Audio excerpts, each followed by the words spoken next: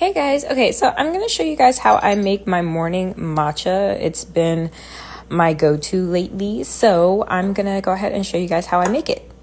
So I go ahead and fill this up maybe about 3/4 away with ice, and then I'm going to use 2 teaspoons of matcha.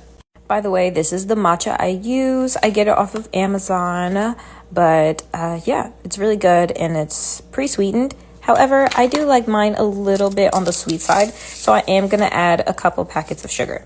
Okay, after adding my sugar, I'm going to add some like warm hot water. Not too hot, like not scalding, because I don't want to burn the matcha, and I'm just going to add a little bit of that to it.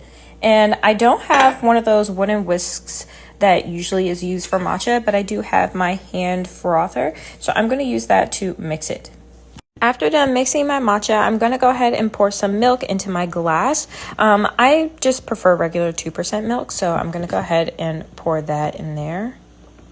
Not too much, maybe about half of the way. And then it's time to pour the matcha in there. Now, depending on how much like matcha to milk ratio is how like strong it's going to be. I prefer it on the stronger side, so that's why I don't like to add too much milk. But now I'm going to create some cold foam.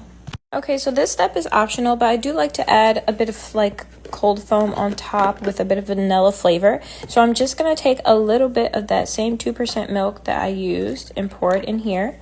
And then I'm going to add a capful of vanilla extract. Once you got everything in there, you're going to use the same frother. I did rinse it off. I'm going to go ahead and just mix that until it gets nice and foamy. Okay, and as you can see, it is nice and foamy. So now I'm going to take that and pour it on top.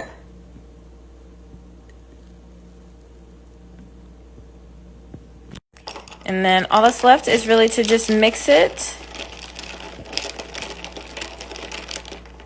And there you have it, my signature morning matcha.